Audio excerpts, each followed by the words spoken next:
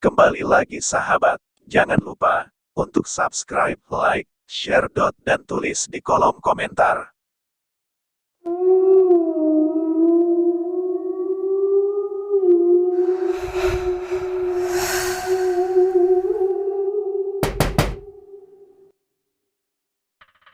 Namaku Tony. Aku memiliki pengalaman horor yang cukup menyeramkan dan sulit dilupakan. Hari itu, aku bersama temanku Rico, kami sedang dalam perjalanan pulang dari kampus, menuju tempat kos kami dengan berboncengan menaiki motor. Dalam perjalanan pulang, kami mengobrol dan bercanda tentang berbagai topik, termasuk membicarakan dosen kami. Saat dalam perjalanan, ada seorang anak muda yang mengendarai motor secara ugal-ugalan. Dengan kecepatan tinggi dan tanpa menggunakan helm, pemuda itu hampir saja menyenggol motorku. Aku pun sangat emosi dengan ulah orang itu. "Sabar bro," ujar temanku. Aku terdiam, dan hanya bisa mengelus dada saja saat itu. Belum seberapa jauh aku berjalan, tiba-tiba jalanan menjadi macet. "Ada apa ini?" tanyaku. "Tumben macet di sini." Aku berjalan pelan-pelan, dan berusaha selap-selip di antara mobil untuk menghindari kemacetan. Saat sampai di ujung kemacetan, aku melihat sumber kemacetannya. Ternyata karena ada tabrakan maut. Saat aku melintas, aku melihat motor dan pakaian korbannya. Itu mirip dengan orang yang hampir menyenggol motorku tadi. "Itu bukannya orang yang tadi ya?" tanya temanku setengah kaget. "Iya, itu orang yang belagu tadi," jawabku. Kami sempat berhenti sebentar. Aku dan Rico yakin bahwa itu orang yang hampir menyenggolku tadi. Orang itu tidak bisa menghentikan motornya dan menabrak sebuah mobil yang akan menyeberang. Dari kondisinya yang banyak mengeluarkan darah, sepertinya orang itu meninggal di tempat. "Mampus kau, siapa suruh belagu naik motor?" kataku meledek korban itu. Terlihat pemuda itu tergeletak tak berdaya, dan dari kepalanya keluar darah encer seperti air hingga mengalir di aspal. "Jangan gitu bro, pamali," ujar temanku. "Ah biarin aja bro, biar tahu rasa tuh orang somong. Belaga jago sih naik motornya, itu bisa nyelakain orang," jawabku. Singkat cerita, tak lama kami pun sampai di tempat kos kami. Aku segera memarkir motor, dan kami masuk ke kamar masing-masing. Aku segera berbaring sejenak untuk melepas lelah sambil memainkan HP-ku. Saat sedang asyik melihat foto-foto di Instagram, aku merasa ada seseorang yang memperhatikanku dari samping kasur. Dengan wajah cuek aku menoleh ke samping kiri dan seketika mataku terbelalak, dan jantungku serasa berhenti. Aku melihat seorang pemuda, dengan wajah sebelah kirinya hancur, dan seluruh wajahnya penuh darah. Aku sangat kaget dan merasakan seluruh badanku berkeringat dingin. Sosok itu adalah korban kecelakaan maut yang aku lihat tadi. Sosok itu menatapku tanpa ekspresi dan terdiam duduk di samping kasurku. "Astagfirullah, astagfirullah, astagfirullah," aku berteriak ketakutan, dan segera berlari keluar kamar, menuju kamar kos temanku. Setelah menceritakan semua kepada temanku, kami segera melihat situasi di kamarku. Dan ternyata, tidak ada siapa-siapa di dalam kamar. "Makanya bro, jangan sembarangan nyumpahin orang meninggal karena kecelakaan," ujar temanku. Dan aku pun hanya terdiam, dan masih shock dengan kejadian tadi.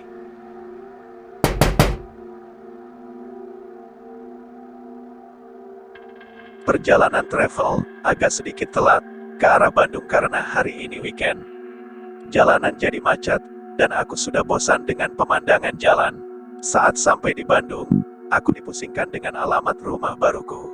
Orang tuaku pindah rumah karena alasan finansial. Di rumah kami yang dulu, kami sering didatangi penagih hutang, jadi kami pun pindah.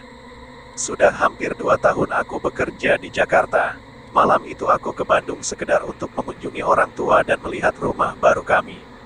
Aku lihat jam menunjukkan pukul 10 malam. Akhirnya aku memasuki areal perumahan dengan berjalan kaki. Jalanan sudah sepi, tidak ada satupun orang yang bisa aku tanya. Dengan berbekal feeling, aku mencoba mencari rumah nomor 73 itu. Aku terus berjalan sambil memandangi nomor rumah, hingga tak berapa lama, di depanku terlihat ada seseorang yang sedang berjalan. Aku berlari kecil mengejar orang itu. Ternyata itu seorang wanita. Wanita itu berjalan menunduk, dan sampailah aku di sebelahnya. "Maaf, mau tanya," ucapku. Wanita itu berhenti lalu menengadahkan kepalanya. Matanya berair, dia terlihat sedang menangis. Aku jadi merasa tidak enak. "Anda kenapa?" tanyaku. Dia hanya menggelengkan kepala sambil tersenyum. "Maaf, kalau rumah nomor 73, tahu tidak di sebelah mana?" tanyaku lagi. Wanita itu tiba-tiba menatap tajam ke arahku. Aku pun sedikit kaget. Aku mundur satu langkah darinya, dan dia menunjukkan arah dengan tangannya ke sebuah rumah dengan pagar hijau. Jaraknya tidak begitu jauh dari tempat kami berdiri. "Oh, iya, makasih ya," pungkasku. Aku pun meninggalkannya dan berlari menuju rumah itu. Dan benar saja, itulah rumah yang kucari sejak tadi. Begitu sampai, aku disambut hangat oleh kedua orang tuaku. Melepas rindu, kami pun mengobrol hingga larut malam. Sekitar jam 2 subuh kami kembali ke kamar. Kamarku kebetulan berada di bagian depan, dan jika kubuka jendelanya, akan langsung terlihat jalanan di komplek. Malam itu entah kenapa, aku tidak bisa tidur. Aku merasa sangat gerah. Aku beranjak menuju ke jendela untuk membukanya agar ada sedikit angin yang masuk. Aku membuka gorden jendela, dan aku pun terkejut. Di depan pagar rumahku, tampak berdiri seorang wanita. Dia hanya berdiri, sambil menundukkan kepalanya. Setelah aku perhatikan, ternyata itu wanita yang aku temui di jalan tadi. Akhirnya aku tidak jadi membuka jendelanya itu, namun bergegas kembali ke tempat tidurku. Aku tidak memikirkannya, dan mencoba untuk tidur. Kejadian itu, ternyata itu tidak berhenti sampai di situ. Malam berikutnya, wanita itu ada lagi berdiri di depan rumahku, tanpa melakukan apa-apa. Karena takut terjadi hal yang tidak diinginkan, aku mengunci seluruh ruangan, takutnya dia seorang maling. Wanita yang tiap malam berdiri di depan pagar rumahku itu kini semakin mencurigakan. Setiap malam, aku selalu intip dia dari kamarku. Wanita itu sering melihat-lihat ke dalam rumah. Aku sudah melapor kepada keamanan komplek, namun tidak ditindaklanjuti. Suatu malam, terdengar suara tangisan dari wanita itu. Meskipun di luar pagar, tapi entah kenapa suaranya begitu jelas dan sangat mengganggu. Aku mulai kesal. Aku intip wanita itu lagi, dan dia masih berdiri di depan pintu pagar.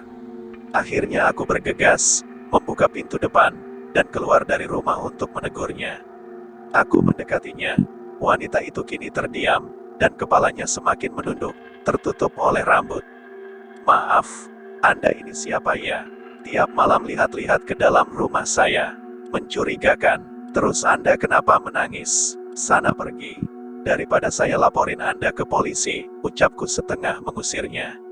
Wanita itu sekarang malah balik melotot ke arahku, seperti menantangku. "Apa-apaan Anda melototin saya? Kenapa melihat saya seperti itu?" bentakku. Aku kemudian berteriak untuk membangunkan orang tuaku. Terlihat mereka keluar dari pintu depan, dan aku langsung bilang kepada mereka, "Pah, ini nih orang yang tiap malam sering lihat-lihat rumah kita." "Telepon polisi, Pah," ucapku. Ayahku mengerutkan keningnya. "Kamu bicara dengan siapa, Nak?" tanya ayahku. Perlahan aku tengok lagi sosok itu. Dia masih ada di depanku, tapi orang tuaku sepertinya tidak melihatnya. Wanita itu kini tersenyum, dan matanya melotot tajam ke arahku. Tiba-tiba wanita itu melesat ke atas, dan berubah menjadi asap putih, sambil tertawa cekikikan. Badanku lemas seketika, dan aku pun terjatuh. Esoknya aku terkena demam, badanku panas tinggi. Aku jadi trauma tidur di rumah. Setelah dengar cerita dari orang-orang sekitar komplek, wanita itu ternyata bernama Ayu. Dulu rumahku ini katanya adalah rumahnya. Suaminya meninggal karena sebuah insiden. Dia tidak terima suaminya pergi meninggalkannya. Oleh karena itu dia selalu menunggu suaminya pulang di depan rumah saya, sampai akhirnya dia bunuh diri. Setelah kejadian itu, aku tidak mau lagi menginap di rumah orang tuaku. Dan jika berkunjung ke sana, aku lebih baik tidak bermalam, karena setelah kejadian denganku saat itu, wanita itu malah sering terlihat berdiri di depan jendela kamarku.